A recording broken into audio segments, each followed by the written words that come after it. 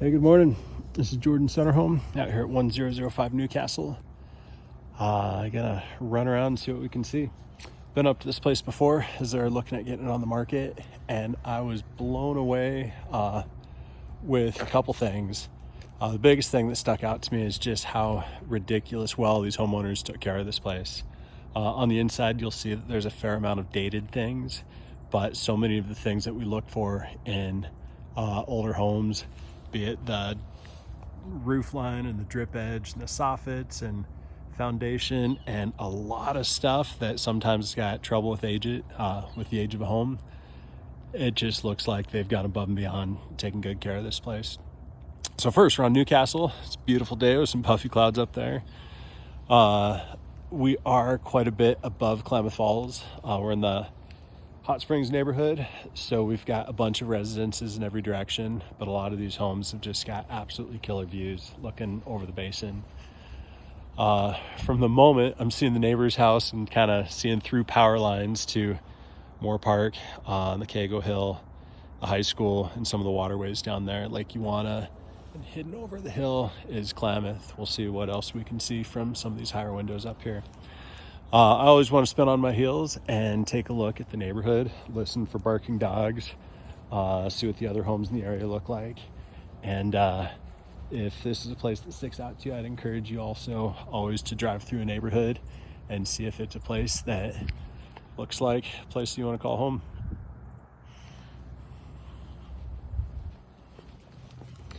We do have a geothermal heating for this place, which is hidden behind these double doors for the garage. Let's run on through.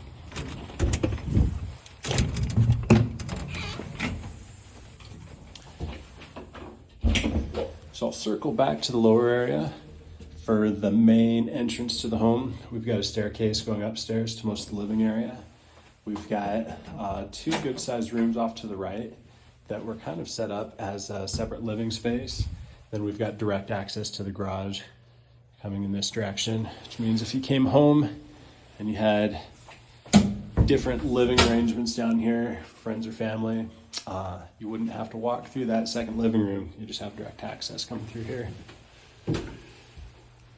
There's no getting around, a bunch of stairs, living on a hillside. Could be a deal breaker for some. For my kids, it's just a lot of excitement to be able to get more energy out. So we've got our main living room here. Looks like hardwood oak floors all the way through. Got a fireplace. Actually, the fireplace extends upstairs and downstairs, which is kind of fun. With geothermal, the main heat here, we've got these looks like geothermal radiators. A lot of people love geothermal because for most people, they can heat their home year-round for really cheap. Most of the homes have got a geothermal well. In this neighborhood, it's really common to have shared well agreements, but I believe this one is not shared with the neighbors. It's just on this property, but I'd want to double check that. Most of the time, people can heat their homes for the price of circulating water, pulling that hot water up from the ground. It's a pretty remarkable system. They're so simplistic. A lot of the geothermal homes I see look like they're engineered by Dr. Seuss largely because it's just kind of a stable, consistent system. Where I see people having issues with their geothermal is over time, some of them build up with minerals and need to get the casings or other things replaced. But a lot of people love it. We see those baseboards that continue, and I believe specifically geothermal baseboards that continue through the home. Next, we get to the kitchen. In most rooms, we've got some interesting colors. Some of the stuff that throws back to the age of the home, but also hugely to the credit of the owners. When you've got older things that are still looking this good, it means they didn't break and had to be replaced or upgraded.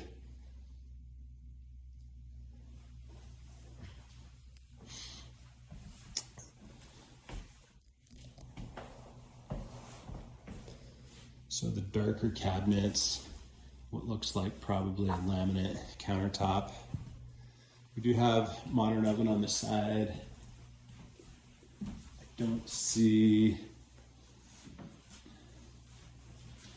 going to say not additional ventilation, but we do have a little ceiling vent there, sort of above the oven. Got a teeny tiny microwave over here. And some good storage. Just like some big sliding doors. It could be a pretty solid pantry. Coming right off the kitchen. Say this would be our dining room. Coming off the side of the kitchen, we've got our porch. And you can start to see that view opening up as we're getting higher than the roof line of that neighboring home.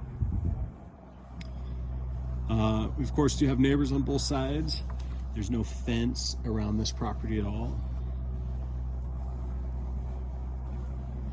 Actually, I'll take the time here to show just a little bit of the backyard.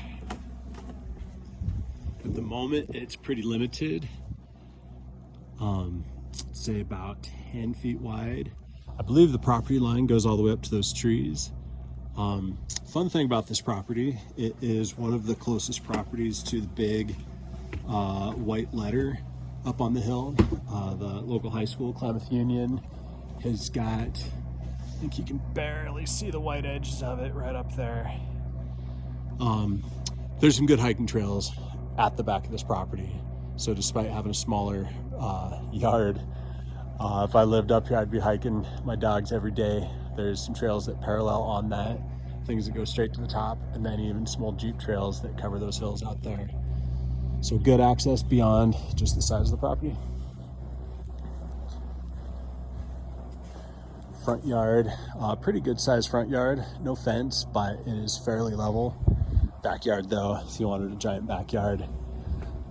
People, you can see people get creative and do a pretty good job with other backyards, but this one, all those bushes are fairly steep going up the hillside. Although it does look like there's a bit of a pad flattened out before you get to those back trees there. Another good spot to see where we often have troubles, and it's just looking as clean as can be, that whole roof line there. Let's see what else we can see inside.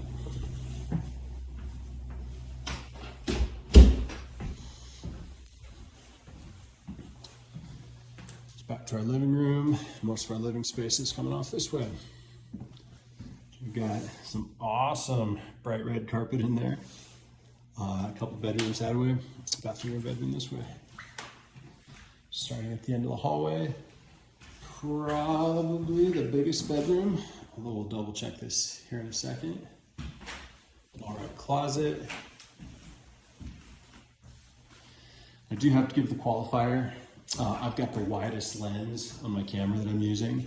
Sometimes it makes rooms look a little bit bigger than they are. It makes it a whole lot easier to shoot a video. If I was in a bathroom, all you can see is the wall, even if I backed up till my back hit the other wall. So yeah, it makes it a lot easier for you to see the place, but remember it's a slightly wider lens. So I want to try to set your expectations as good as I can for what these bedrooms actually feel like.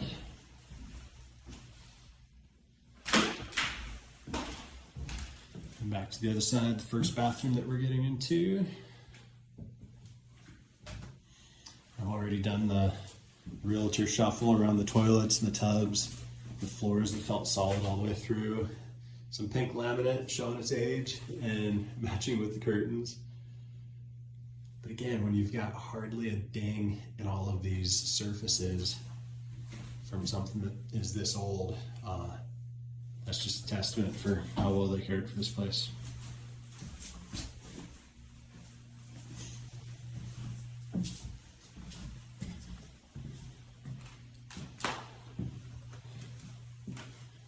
My favorite carpet in the house, that looks like some 2-3 inch deep bright red shag carpet. Fantastic.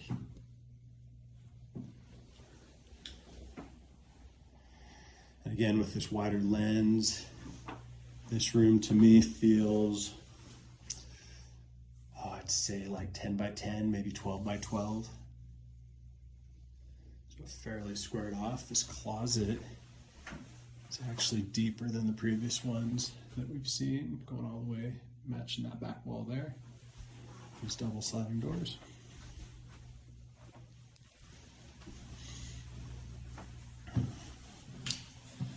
Our last one coming around the corner.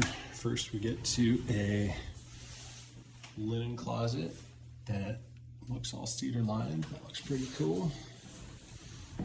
And our final room upstairs. A little bit smaller than the first bedroom. Looks pretty similar to that second one with that red carpet. See panel that is coming off that heater there. It's got the look that you could just pop that back into place, but I certainly want to investigate a little bit further. Similar size closet over there. There's the whole upstairs. Next, run down and see those bonus rooms once we get down. Back to our front entrance door.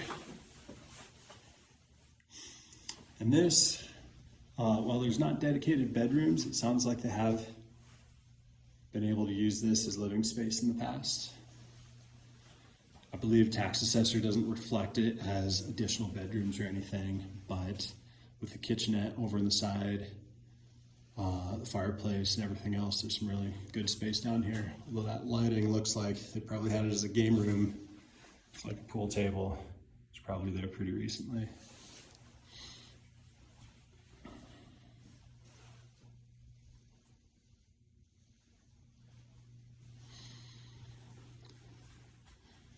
Get over more than just a wet bar. Looks like they've got sort of a full kitchenette here. So they've got an oven that I would expect is plumbed in. Good size sink station. They've even got a microwave hiding down there.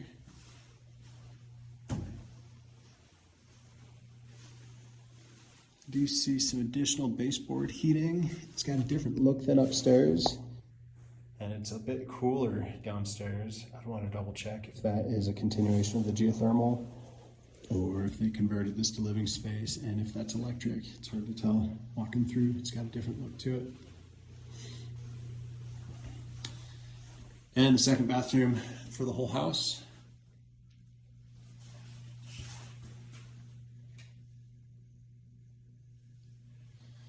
So upstairs, instead of a master bath, we've got the one bathroom in the hallway, side service, master bedroom, the additional bedrooms, as well as, I guess, any company that's hanging out upstairs.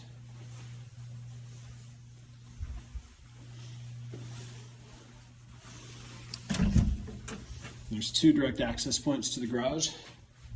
This one comes in from sort of the kitchenette side, and then there's another door right at that front entrance to the house, which is pretty convenient. Sometimes we get really teeny garages the older the homes get, but this garage actually feels quite spacious. We've got our big geothermal system in the back. The garage doors are not giant, but it looks like most normal sized modern cars would probably fit. Our first obstacle would be this interesting, this support beam right in the middle. It looks like it is probably about 4 inches taller than I am. So I would guess that that is 6'5", 6'6", maybe just a little bit more. On a chilly day like it is today, I love standing in the back of this garage. We've actually got really good access for all of the plumbing for the geothermal system that's back here. And when we've got geothermal in a home, there's a couple things that geothermal is used for, and it's not the same for every home.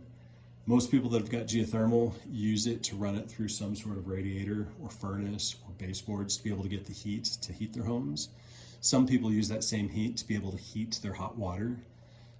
People don't or aren't allowed just to like tap into the hot water and let that hot water come out of their faucets. What they can do though is run it through a system.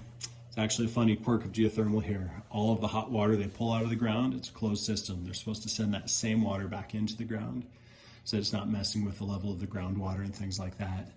But you can steal as much heat from it as you want. And this place, as well as a lot of others, actually use that heated water that they pull up to heat their water in the home. I love looking at electrical. I thought we were going to see something different.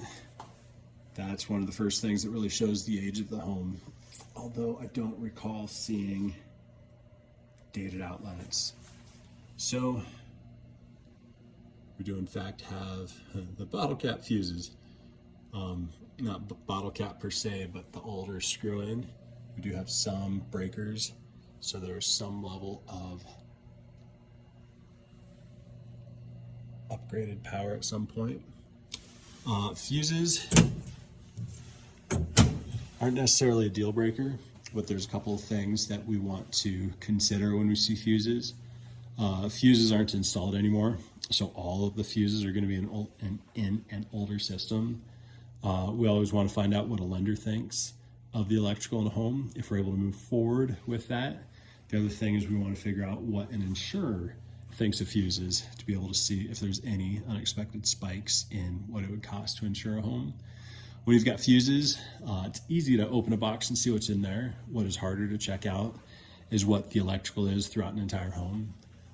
There can be a lot of older electrical that insurance and lenders and buyers, for that sake, have got no problem with. But when we get into old enough things, we can start seeing knob and tube, which a lot of people have got issues with that. Great thing about this garage is we've got good access to see a lot of the electrical. And what I'm seeing does not look at all like knob and tube. Sneaky thing about knob and tube, sometimes, and I don't know what the case is at this home, previous homes I've walked through, sometimes the electrical that is seen is pretty easy to upgrade, and then it can be anybody's guess for what's actually behind the walls. So I'd recommend, if this place was catching your attention, to get a professional opinion on what they think about the electrical as well. We explored the whole interior. We'll run outside. Oh, not the whole. I just found one more door. Looks like we've got some understair storage from the stairs that are going upstairs. The Harry Potter bedroom, if you can catch that older reference now.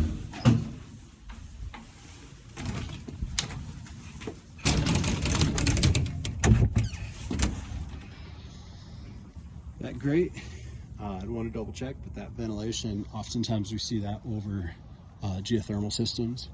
I don't know where the well is physically located, but it's a decent chance it's right there. The paint looks so complete. The roof, the drip lines, the soffits, man, it looks good. On this hillside, it's really, so far it looks impossible for me to be able to see the shingles that are up top, but everything that I've been able to see looks extremely well cared for. Well cared for is a pretty big thing to consider as buyers are trying to figure out what financing is going to work for the best for them.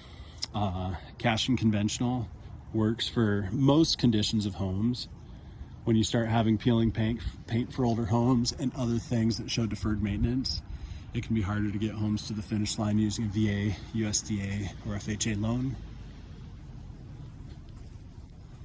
I always want to get a second opinion from a lender about things like those screw-in fuses, but largely the condition of this home looks like it would be no problem to consider any of those financing terms.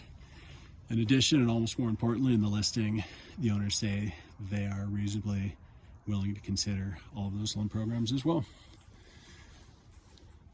You know, the basement seemed so seamless, I even forgot to point it out outside. While about half of this basement is underground, we've got really good daylight through every room of the basement as we see these lower windows from the rear. And that steep hill going up. Continuation of that really clean drip line and gutters covering most of the home. Oh, and one place I haven't seen yet. This sure looks like they've got some under deck storage. Ah, sure, ladders and projects and things. Looks like some good space.